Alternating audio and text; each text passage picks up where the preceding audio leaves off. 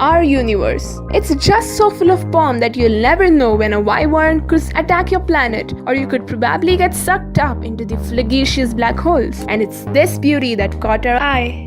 In high school, we have learned that electrons and protons are elementary particles, which means that they cannot be broken down into smaller particles. But experiments in which protons are collided with other protons or electrons at high speeds indicate that they are in fact made up of smaller particles, called quarks. There are a number of different varieties of quarks. There are 6 flavors, which are down, strange, charmed, bottom and top, and each flavor comes in 3 colors: red, green and blue. So nuclear physics is just studying candies after all, huh?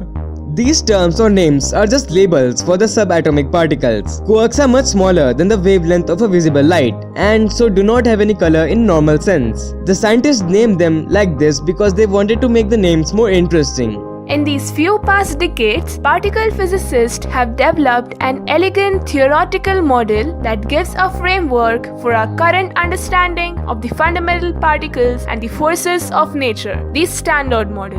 One major aspect of this model is the ubiquitous quantum field that is supposed to be responsible for everything unexplained in this whole universe. About its mass, this field is called the Higgs field. The wave-particle duality consequences all the fields, whether it be quantum, to have a fundamental particle associated with it. The particle associated with the Higgs field is the Higgs boson. As Higgs field regards to mass, Higgs boson is mostly considered to indicate its existence. We can infer its mass by the effect it has on the other particles and fields. That's what exactly happened on 4th July 2012 as scientists at CERN found a particle that behaved the way they suspected the Higgs boson to behave. Higgs boson is also controversially nicknamed as the God particle.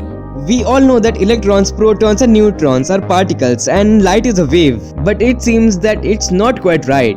When you pass a beam of light through a single slit on a background, it shows a single line. But things change when you pass the same beam of light through a double slit. Now it shows multiple strands of light on the background. This shows that light not only behaves as particles or photon but also as a wave. To make this simpler, if you pass water through a single slit, it will form only one wave, but multiple waves when you pass it through double slits. This experiment works for every particle, be it electrons, protons or neutrons. This is also called as wave-particle duality or wavicle. One of the most prominent theories describing the working of the cosmos is the Standard Model. This universe all around us does not only contain space-occupying matter but also the forces that act upon the matter. This model was developed in the 1970s, according to which our universe is entirely made up of 12 particles, which includes 6 leptons and 6 quarks, and mainly 4 forces: gravity, electromagnetic, strong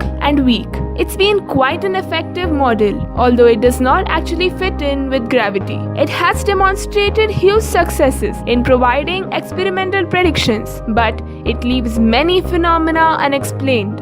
Suppose you are very curious and trying to describe everything in the universe in one mathematical equation.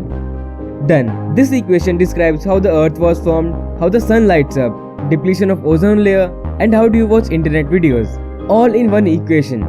This is the equation for the humble Standard Model of physics. Now how does a simple and small equation describes our whole universe?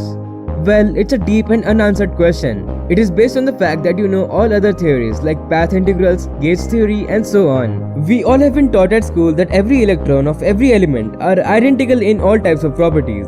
And yes, it is true. It's like a number, for example 3. No matter where it is written or how it is written, it will always be 3. But electrons hate being with each other. They hate each other so much that they are forbidden from being together at a same point. When you add a negative number to a same valued positive number, it will annihilate and become 0. Likely, if you set an electron in a collision course with an anti-electron which is a positron, they will annihilate and produce energy.